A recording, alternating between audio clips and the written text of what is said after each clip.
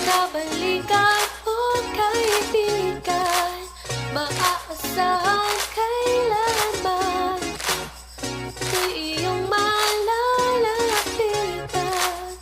Pag-usapan natin yan. Warm heart, warm heart, warm heart, warm heart.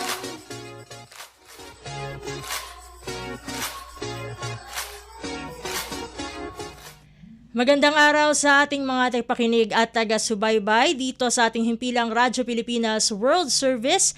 Narito na naman tayo para sa isang edisyon ng programang Warm Heart kung saan atin pong pinapalaganap ang mental health awareness at education sa ating mga target audiences dito sa ating himpilan.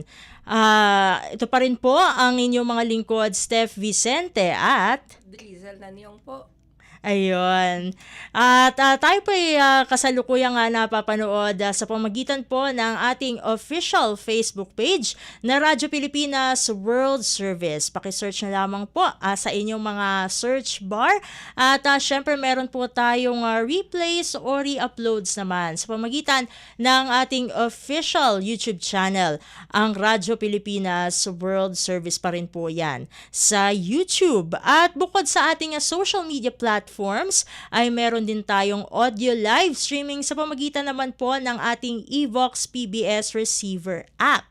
So paano po ito ma-access? Unang-una po ay inyo po itong ida-download at i-install sa pamagitan po ng Google Play Store para sa mga Android phone users at sa App Store naman po para sa mga gumagamit ng iPhone.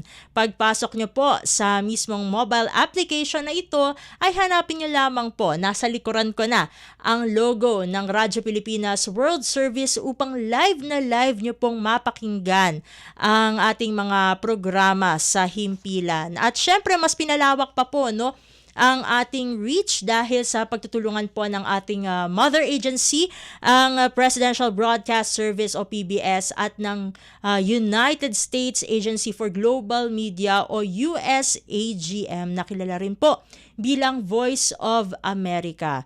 At dyan po ay talaga pong meron tayong tinatawag na shortwave radio kung saan nakakarating po tayo sa iba't ibang panig ng mundo, partikular po dun sa mga lugar po na meron lamang po silang mga shortwave receivers at wala pong mga internet, kung minsan po ay nakakarating din tayo sa mga barko at napapakinggan tayo ng ating mga Filipino seafarers. So paano nyo po mapapakinggan ang Warm Heart? Ang Warm Heart po ay ine-ere po ng Lunes ng madaling araw oras dito sa Pilipinas sa pamagitan ng mga sumusunod na shortwave frequencies. 9.920 MHz, 12.120 MHz at 15.190 MHz.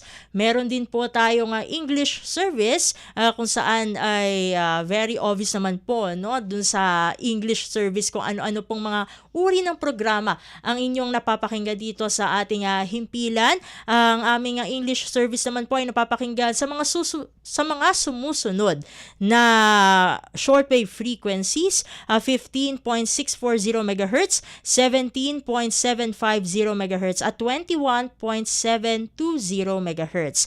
At hindi natin pwedeng kalimutan ang ating sister station na Radyo Magazine dahil meron po tayong replays tuwing Sabado at Linggo mula 1:00 hanggang 2:00 ng hapon sa pamagitan naman po ng AM band sa 1278 kilohertz. Ayan, 1278 kilohertz po yan. Mamaya meron din tayong replay, kasi sabi ko nga tuwing weekends ay meron tayong replay sa Radyo Magazine ng 1 to 2 p.m. PM. So ayan, Drizel, no, welcome ulit sa Warm Heart team, no. Last week ay ipinakilala na namin siyang formal, no, dito sa ating programa at sasabak na siya sa una niyang interview na siya na ang uupo dahil kung hindi niyo po alam ay siya po ay naging executive producer sa ilang mga programa sa ating sister station na Radyo Pilipinas, Radyo Publiko,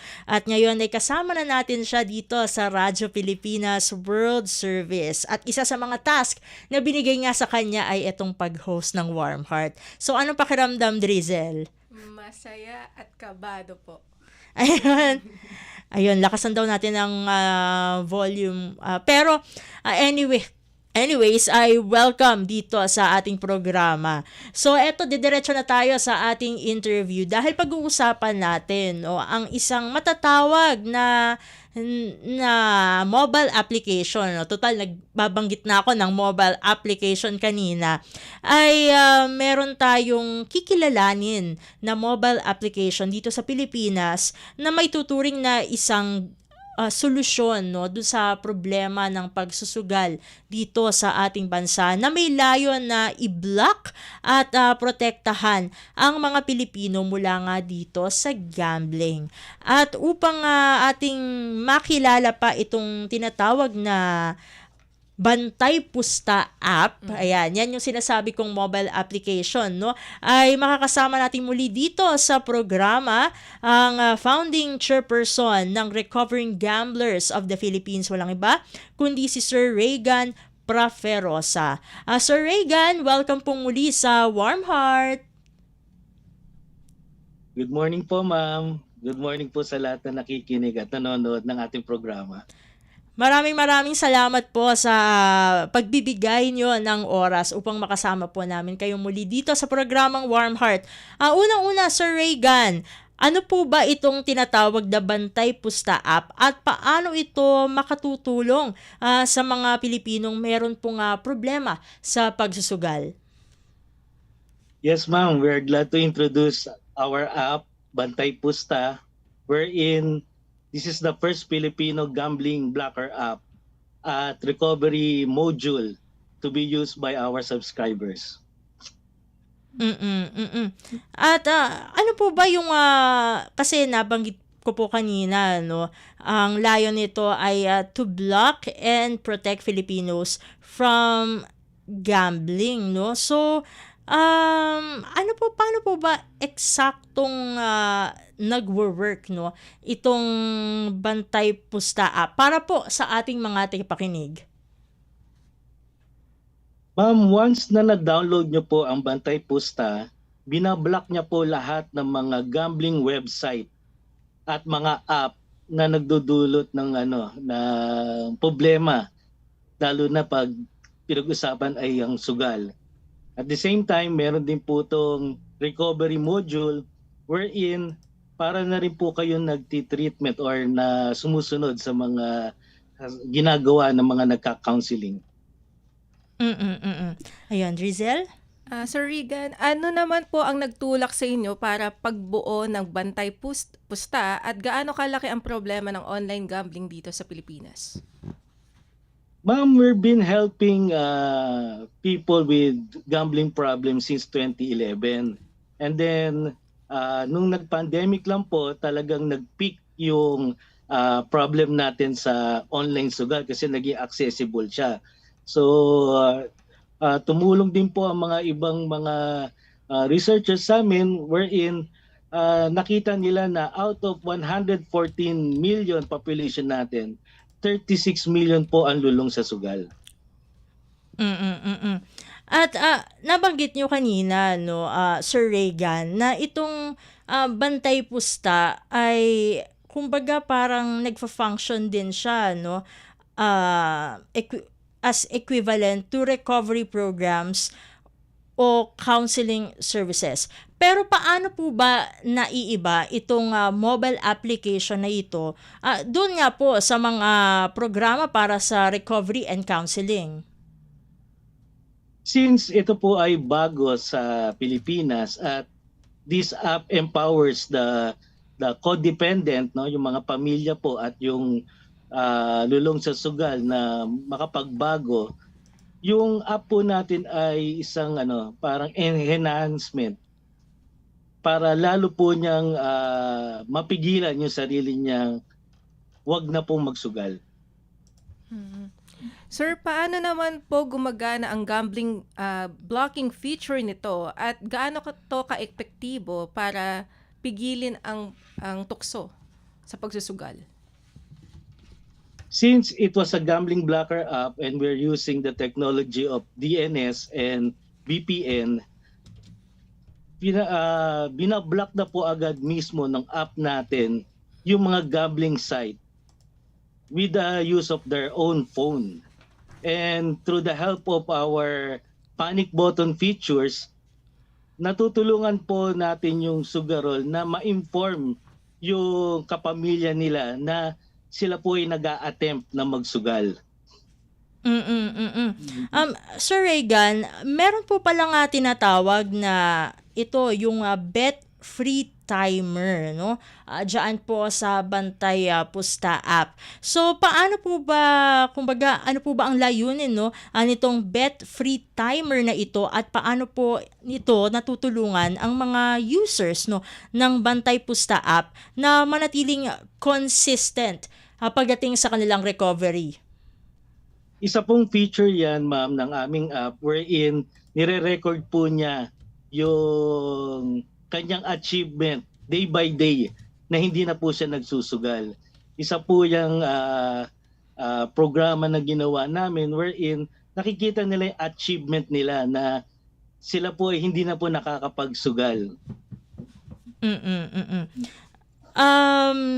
Eto naman po, no, Drizel. Paano ginagamit po ang recovery journal at reflection of the day sa pagbago ng mindset ng isang mananugal or user?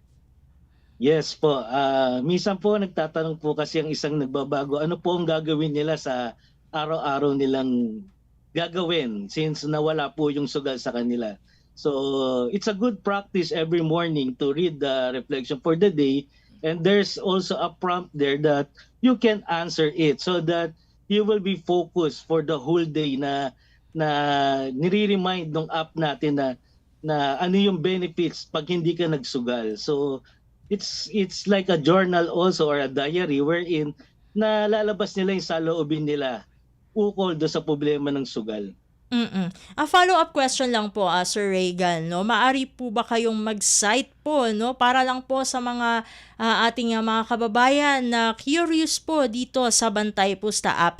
Ano po yung mga karaniwan pong ipinapasok dito sa reflection for the day? Just an example lang po, Sir Regan.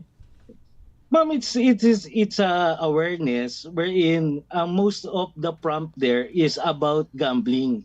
Na minsan binabacktrack niya, ano ba yung mga pakiramdam na naramdaman mo nung time na nagsusugal ka. Tapos binibigyan din niya to ng anchoring na message na you can do it or you can surpass this day na hindi ka magsusugal.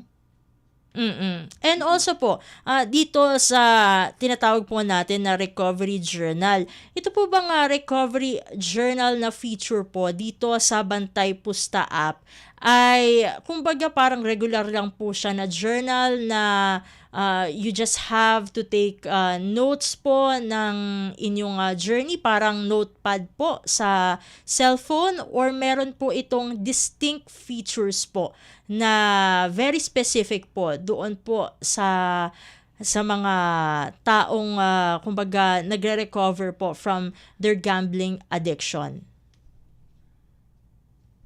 It looks like a normal diary, ma'am, no? But since our app has progress recording features na natatali niya po sa ating recovery compass kung ano na po yung nagiging achievement ng isang taong gusto magbago.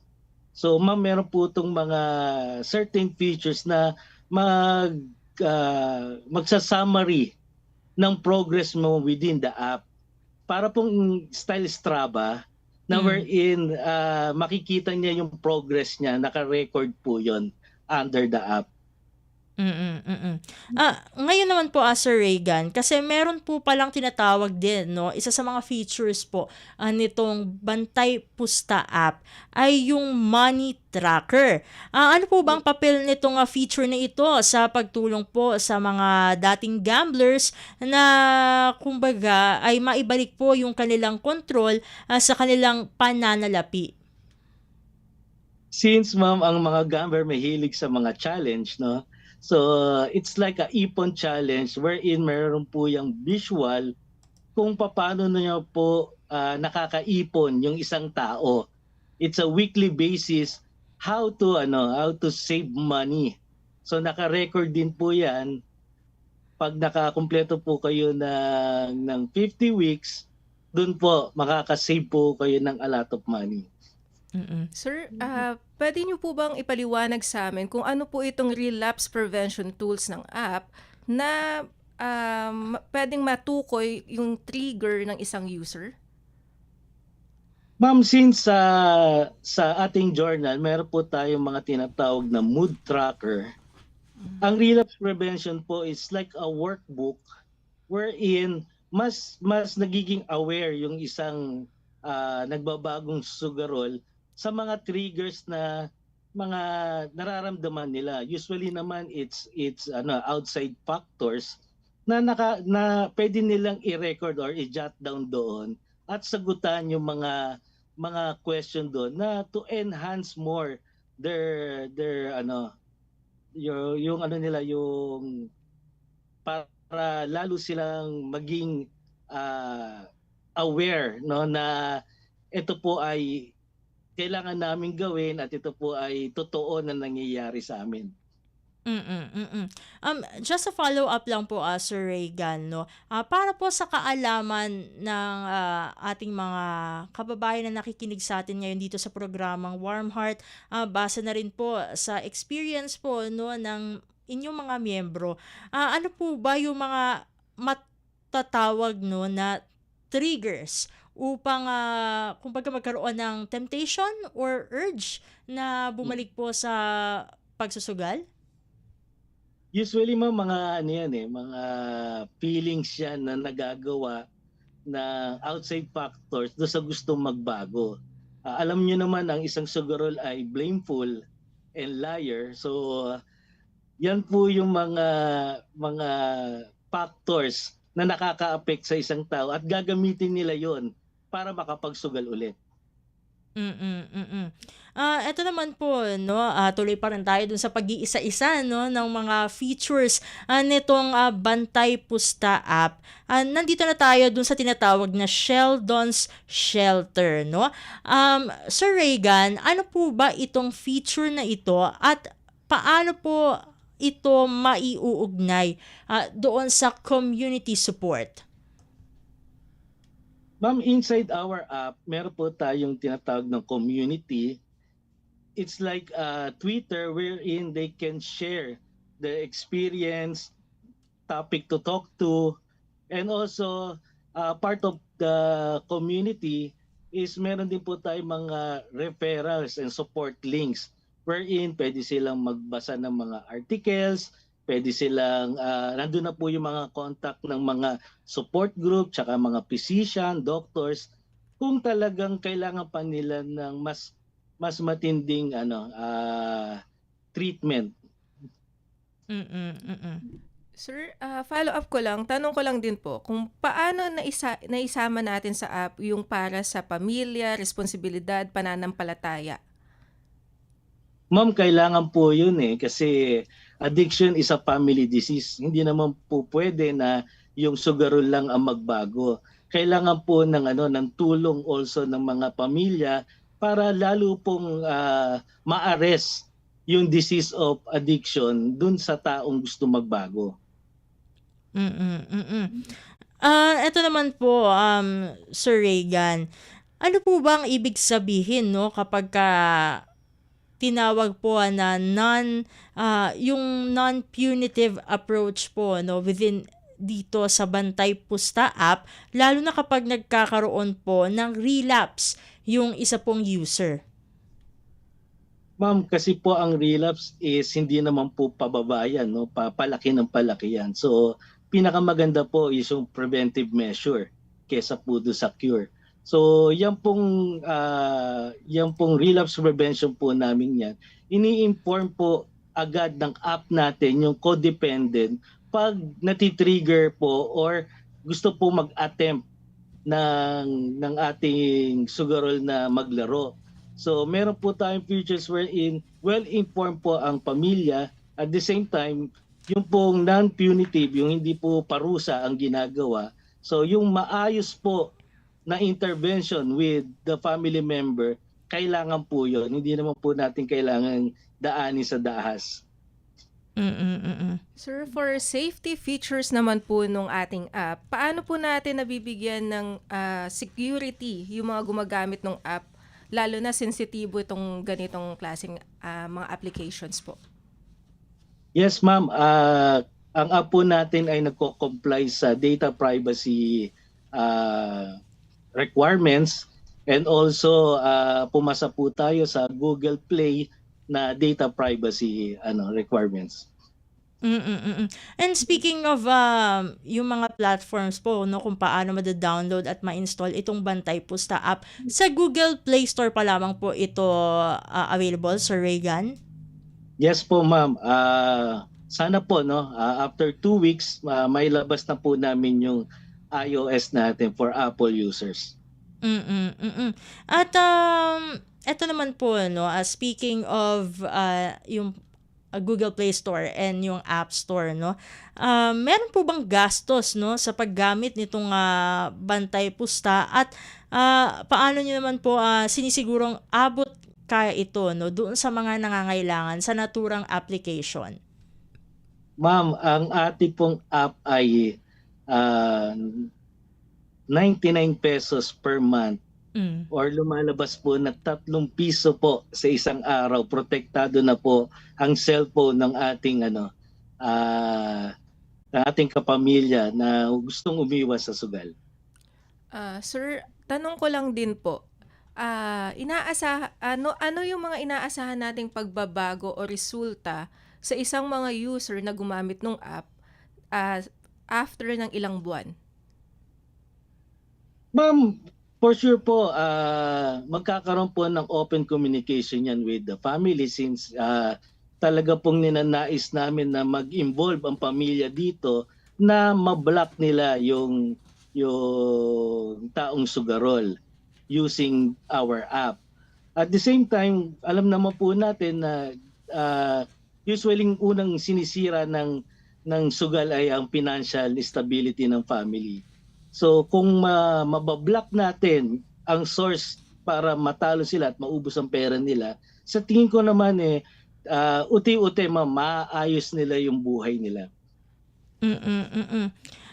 Ito naman po, no, Sir Regan, para sa mga nakikinig ngayon na maaaring nahihirapan pa rin po, no, regarding dun sa kanilang recovery rather, no, from their gambling addiction. Paano po nila maaaring simulan ang paggamit ng Bantay Pusta application at ang kanilang recovery journey? Ma'am, actually malakas po ang denial and resistance ng isang sugarol, kasi lagi po nilang iniisip na baka manalo pa sila, no. This app po is talagang gusto namin marinig ng mga kapamilya, kasi sila naman po yung nagkakaroon ng hangover dun sa mga ginagawa ng isang sugarol. So we encourage the family members na maging in control. Kayo po ang masunod na ma-download po ito dun sa kapamilya niyo pong lulong sa sugal. Follow up lang po, no, Sir Regan, ano po ang ginagawa po, no, nitong Bantay Pusta mobile application para manatili pong motivated, no, ang ating mga kababayan na gagamit ng nasabing mobile application para sa pangmatagalang paggamit po nito? Ma'am, since meron po tayong community inside, no, kami naman po ay araw-araw na nag-a-update ng iba-block pong mga site. Meron din po itong features na you can also contribute and help the drive. Pwede po kayong magpa-block. Pwede nyo pong i-input yung mga iba pong hindi pa po namin nabablock na site, especially yung mga illegal site. So, sa tingin ko naman, makikita nila yung achievement ng app once na nakikita nila na marami na po nabablock at natutulungan ito. Pahabol din po na tanong, no? Paano daw po ina-address ang emotional at psychological triggers na nagtutulak po sa pagsusugal at meron daw po bang professional support na naka-integrate dito sa Bantay Pusta app gaya na lamang po ng counselors o ng experts po? Yes po ma'am, meron po tayo isang module button doon na lahat po ng naniniwala sa ating app and mga collaboration with practitioners, support groups, nandun po lahat, inililista po namin yon doon. At madali po nilang mabibview at madali po nilang matututunan kung ano po yung mga updates sa mga articles na pwede po magpabago sa isang tao. Eto naman po, no, meron pang isa pa tayong katanungan dito, no? Ano daw ang kaibahan ng self-guided recovery, no, dito sa Bantay Pusta app kumpara sa traditional therapy o rehab? Since ang paraphernalia po nila is ang cellphone at kailangan naman po natin ng cellphone sa araw-araw, doon po mismo ang concern ng ating app. Hindi na po sila matetempt. Once they try it, block na po agad yun.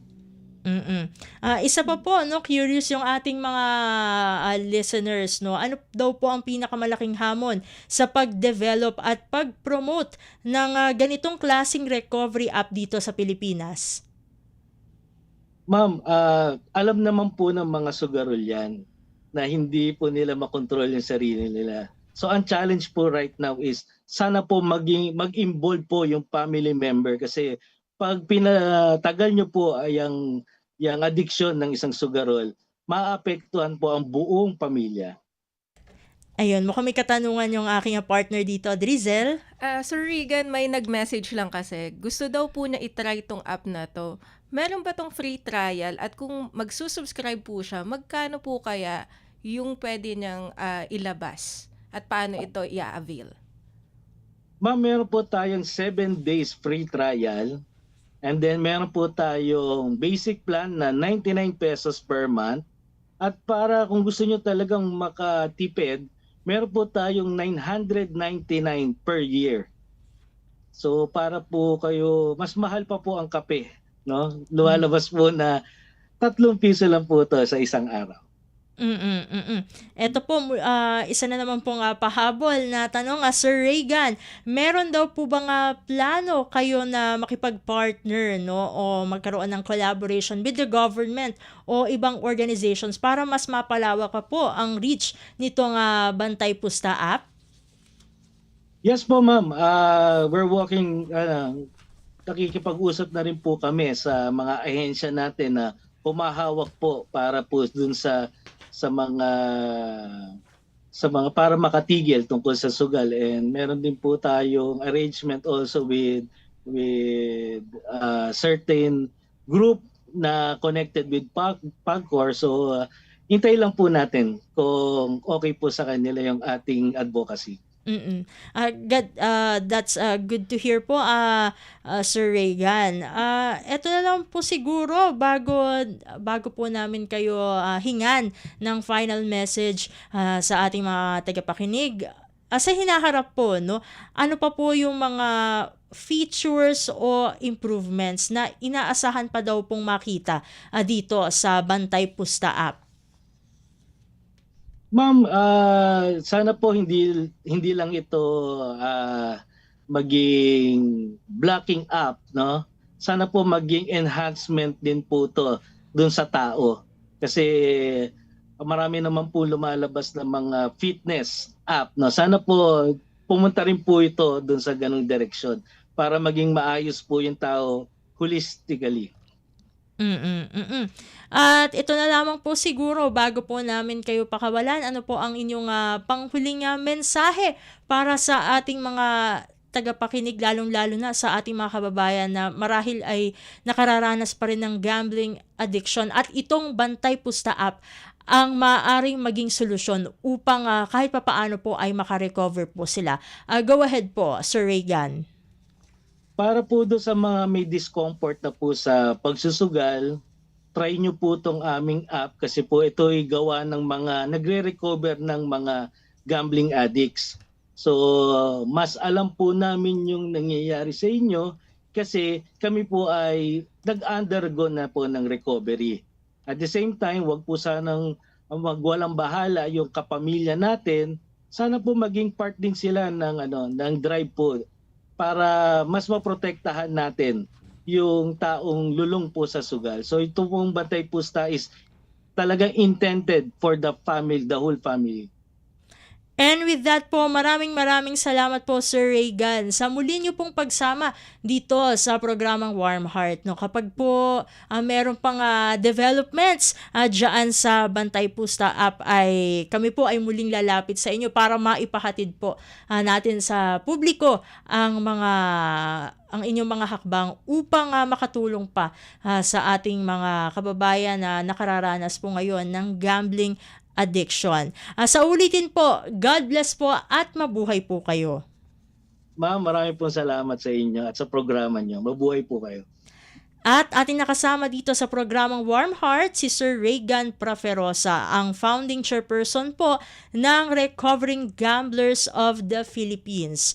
Sa pagbabalik ng ating programang Warm Heart ay dadako na tayo sa ating segmentong Attitude of Gratitude. Narito po muna ang ilang paalala mula sa ating himpilan. Mabilisang trivia, dagdag talino. Heto na ang Dagling Kaalaman.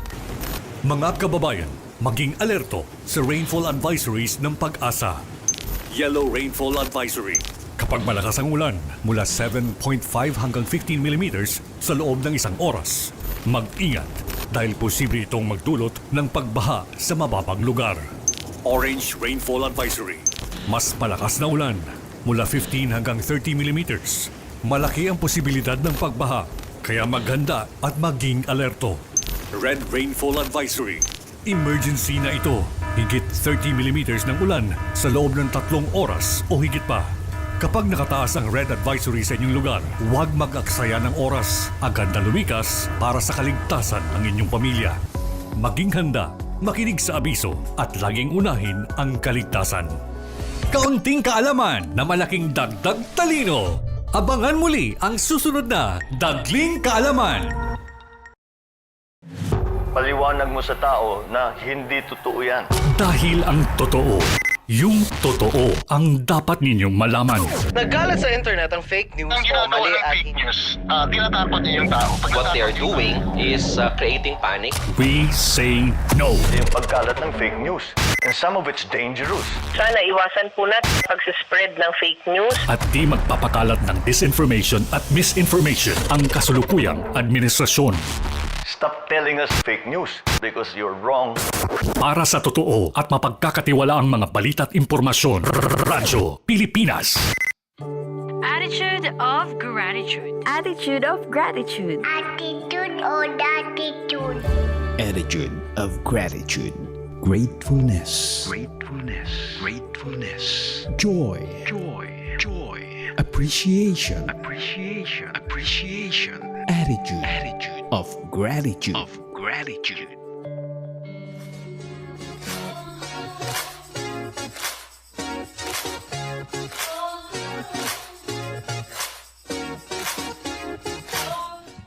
At tayo nagbabalik po dito sa programang Warm Heart. Kami pa rin po ang inyong mga ka-warm heart dito sa ating himpilang Radyo Pilipinas World Service. Ako po ang inyong lingkod, Steph Vicente, at kasama ko po ngayon si... Drizzle na niyong po.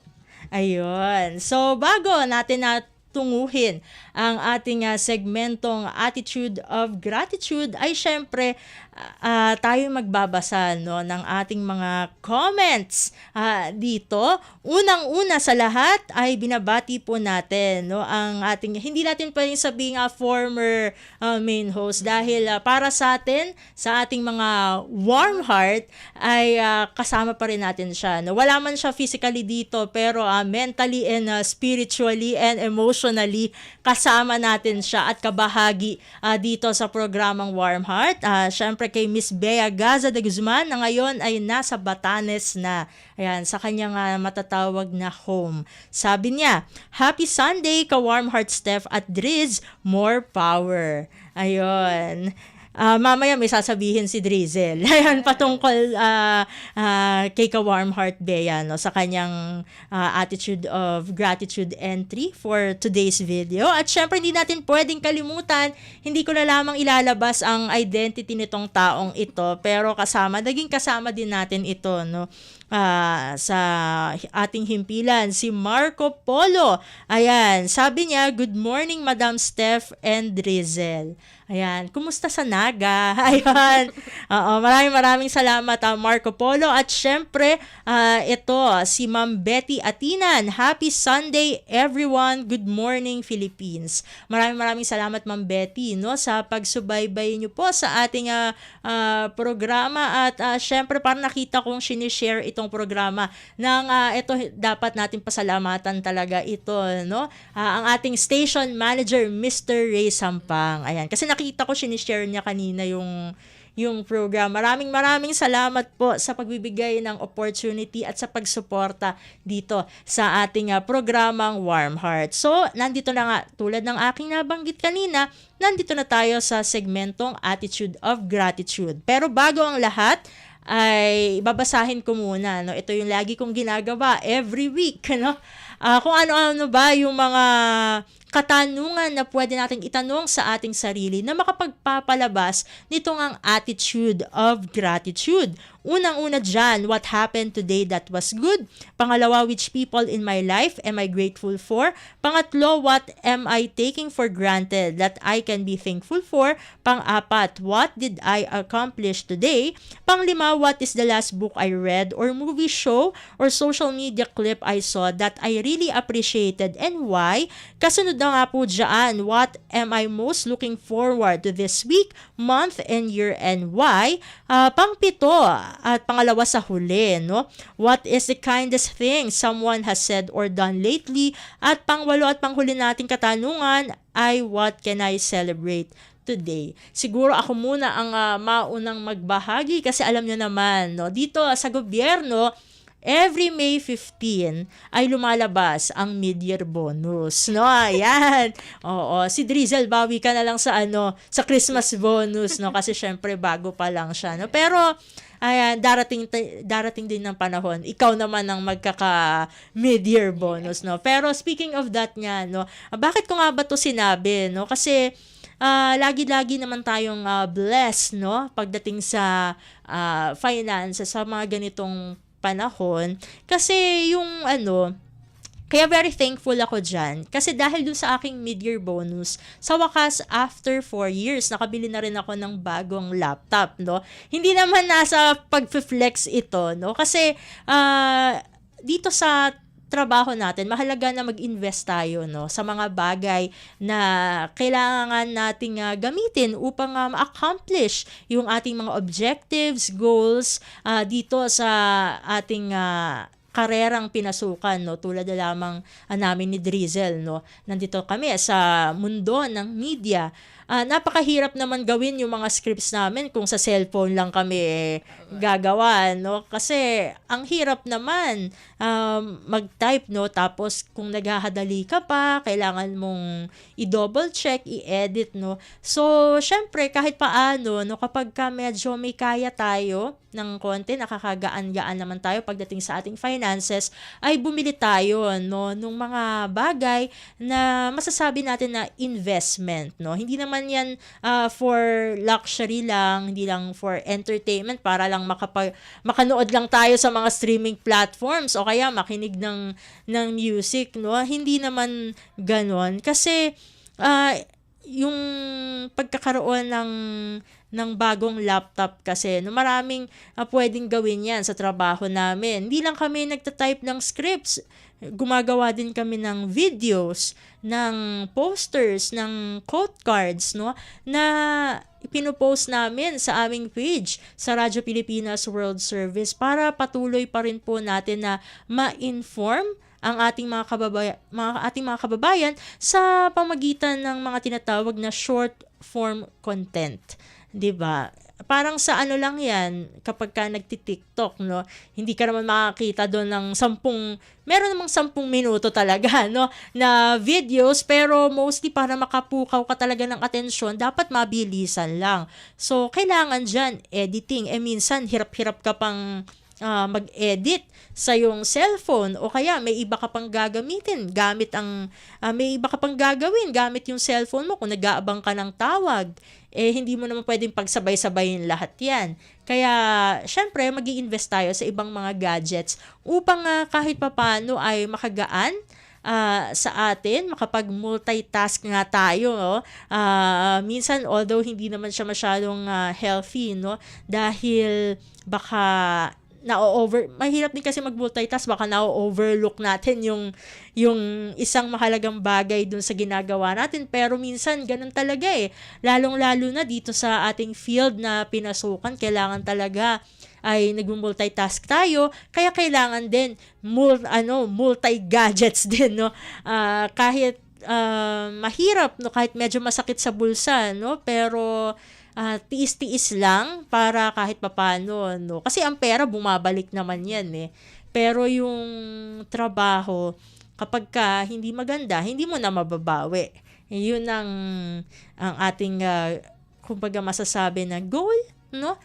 Dito sa ating pinili na karera dito sa mundo ng broadcast journalism. Eto naman, syempre sa unang pagkakataon, ayan, Drizzle, ano ang sasagutin mong tanong para dito sa Attitude of Gratitude? Sasagutin kong tanong, ma'am, is what is the kindest thing someone has said or done lately? O sige, kwento mo na yan. Since share ko lang po, bago ako pumunta dito sa World Service, coming from the sister station, nag-isip ako maigi. So, nakita ko na dito may break ako, may growth ako, professionally.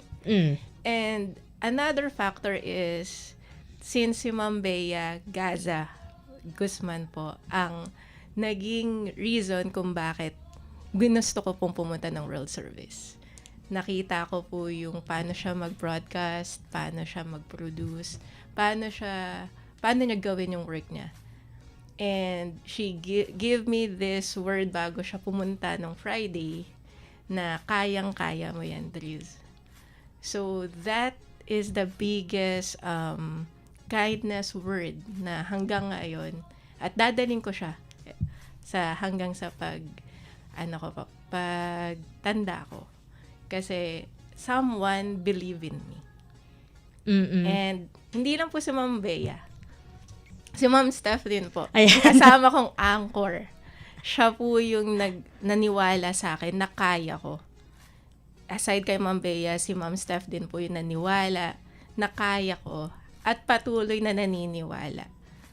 And bukod sa kanila po, station manager po namin, si Sir Ray. Kasi he give me the guidance po na kaya ko, na naniwala siya na aside sa pagiging producer, kaya ko din pong maging co-anchor, maging reporter, at maging newscaster. Ayun. Thank you po. So, looking forward, ang masabi ko lang dyan ay salamat din sa'yo, Drizzle, no? Kasi kung hindi nyo po natatanong, no, ay malaki na kagad yung kanyang naiko-contribute dito sa ating istasyon. Unang week pa lang ng pagsabak niya. Pang ilang week pa nga, Pangalawa pa lang, no?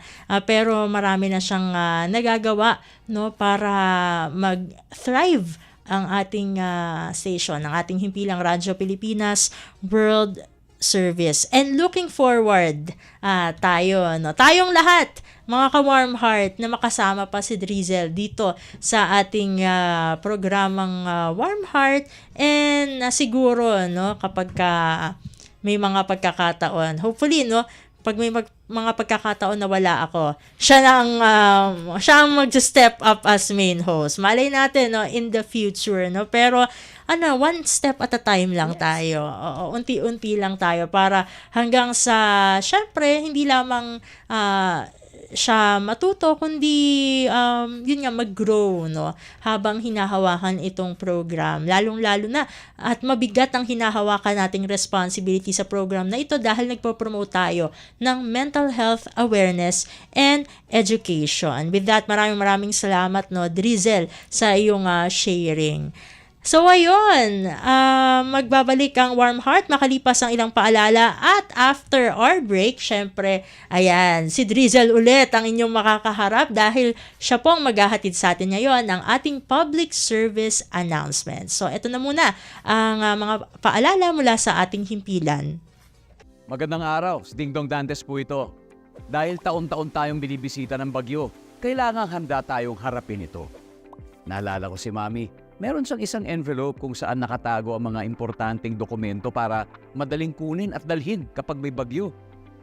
Ang misis ko naman, may nakahanda palaging emergency go bag na may lamang damit, gamot, pagkain, tubig at pera na kasya hanggang 3 araw sakaling kailanganin namin pumunta sa evacuation center.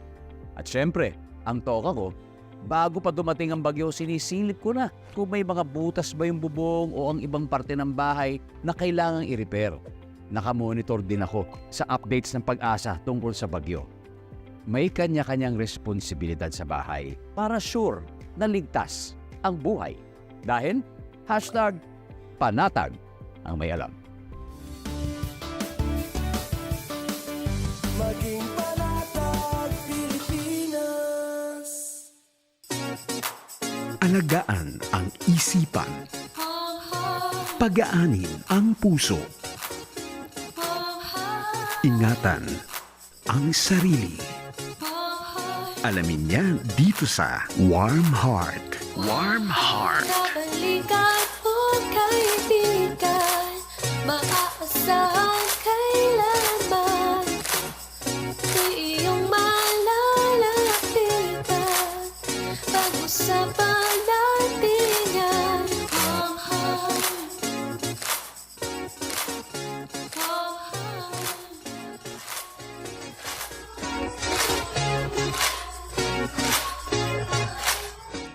At tayo nagbabalik po sa ating programang Warm Heart. Kasama pa rin po ang inyong mga lingkod, Steph Vicente at Drizel Nanyong po. Ayun, so tayo po ay kasalukuyan pa rin nga napapanood sa pamagitan po ng ating official Facebook page na Radyo Pilipinas World Service. Live na live po yan. At meron din po tayong mga replays at re-upload sa ating YouTube channel na Radyo Pilipinas World Service pa rin. Kaya hindi kayo malilito kasi same lang ang pangalan, no? And of course, ipromote na rin natin ang ating Evox PBS receiver app. Sabi ko nga, hanapin nyo tong nasa likod ko na logo, no, para sa mga nanonood sa atin. Pero yun nga, makikita nyo naman yung label na Radyo Pilipinas World Service para naman dun sa mga nakikinig via audio live streaming. And speaking of audio, syempre sabi ko nga, nagbalik po ang ating shortwave radio sa pamagitan po ng partnership ng ating mother agency na Presidential Broadcast Service at ng United States Agency for Global Media. Tulad ng aking nabanggit, ang Warm Heart po ay umi-ere po dyan, no, sa ating Filipino service Lunes po ng madaling araw within 1:30 a.m. To 4:30 a.m. no, Philippine Standard Time po yan, no, para hindi tayo malito. Ito po ang mga shortwave frequencies po natin para dyan, 9.920 MHz, 12.120 MHz at 15.190 MHz. Meron din po tayong English service na umi-ere naman po mula 10 o'clock to 11:30 in the morning Philippine Standard Time, 15.640 MHz, 17.750 MHz at 21.720 MHz. At syempre hindi natin pwedeng kalimutan dahil nagre-replay po tayo no sa ating sister station na Radyo Magazine 1278 kHz every Saturday and Sunday 1 p.m. to 2 p.m. So, ito na ang ating mga public service announcements na ihahatid sa atin ng ating kasamang si Drizel Nanyong. Para sa ating unang public service announcement, ang Mental Health Youth Club ay magkakaroon ng free webinar via Zoom or Facebook Live sa May 23, 2026 ng 1:30 p.m. hanggang 4:30 p.m. Manila time. So kahit nasaan po tayo, pwede tayong sumali doon na may temang kalinga at pamana, nurturing health, mental health through culture and community. Sinabi po dito sa post nila na minsan healing begins with remembering the stories we grew up with, the values we carry, and the communities that continue to hold together.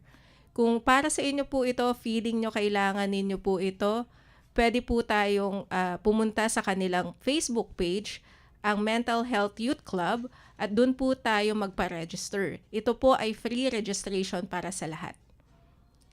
Para naman po sa second PSA natin, ang public service, ang Dr. Armand Fabella Psychological Services ay magkakaroon ng online training series ng Mental Health First Aider. So, ito po ay may bayad at free din po ay mga with certificate po pala ito. Mm-hmm. So, ang kanilang schedule ay sa May 31, 2026, 10 a.m. to 12 noon. Tapos, pwede din po kayong sumali kung gusto nyo naman po yung Mental Health First Aider Training, May 31, 3 p.m. to 5 p.m. At saka yung sa Suicide First Aid Training, May 31, 7 p.m. to 9 p.m. naman po. Para sa ating pangatlong public service announcement, ito naman po ay galing sa ang Projecta Psychological Training Services. Sila po ay magsasagawa ng Emotion Management Skills Training. Ito po sa kanila ay master your emotions, and in today's fast-paced and high-pressure environment, the ability to manage emotions effectively is a powerful life and professional skills. Kung ano-ano po ang matututunan natin dito ay bakit ang mga emotions ay kailangan natin i-manage, paano natin maiintindihan ang mga emotions natin, ano yung mga emotional awareness and identifications, at paano mag-build ng long-term emotional resilience. Sa May 22, 2026 Friday naman po ito, live via online Google Meet ang kanilang platform from 1 p.m. to 3 p.m. naman. Ang resource speaker po natin dito ay si Miss Christine May O. Abante, isa siyang registered psychometrician. At may bayad po ito para po sa regular rate, 350 pesos. At include po ito ng Digital Certificate of Training and lifetime access to recording and presentation. At ang kahulian po nating PSA ay galing sa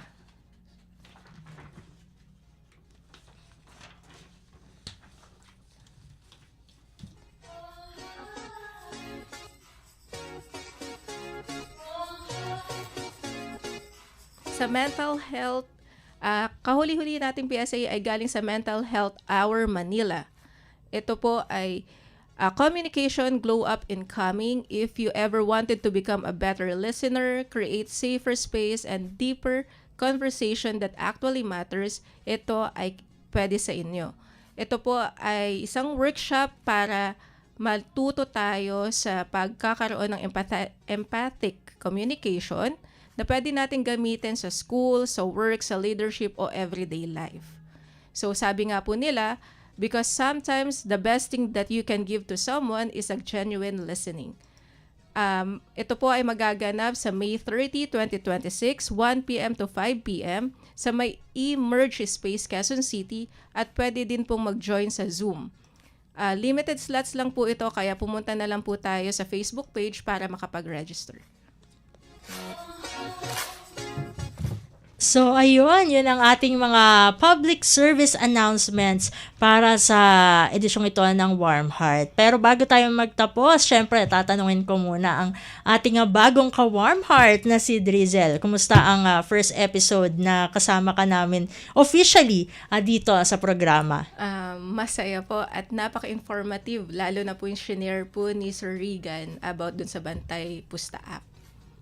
At marami pa tayong informative at educational na discussions na gagawin natin dito sa Warm Heart, lalong-lalo na para sa ating mental health community, dahil alam naman natin na hanggang ngayon may mga ilang tao kahit medyo woke, masasabing woke na nga yung mga tao regarding mental health dahil noong pandemic, 'di ba, parang nag-emerge talaga yung usaping lusog isip, pero meron pang mga lugar na hindi pa kasi tayo masyadong, kumbaga, hindi lang tayo, kundi yung iba pa nating mga kapwa mental health advocates, hindi pa masyadong naabot, kaya merong nananatili pa rin na stigma na pumapalibot sa mental health. And we hope sa mga susunod na ating mga episodes dito sa Warm Heart ay makapagbigay po kaming dalawa ni Drizel ng mga diskusyon at talakayan na babali sa mga stigma na ito upang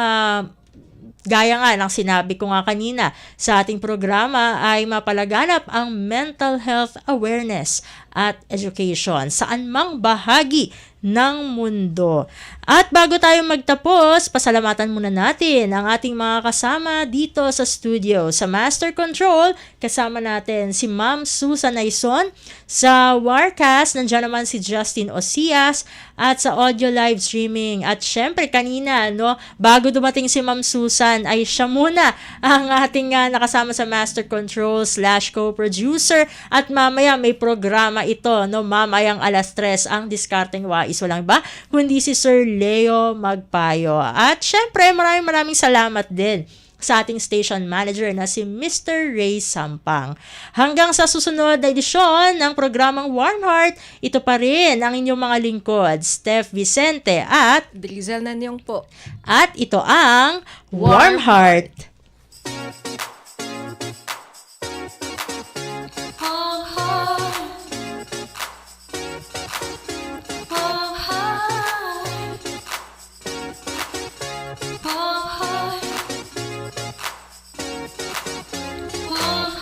Kabalikan o kaibigan, maaasahan kailanman, di iyong malalapitan. Pag-usapan na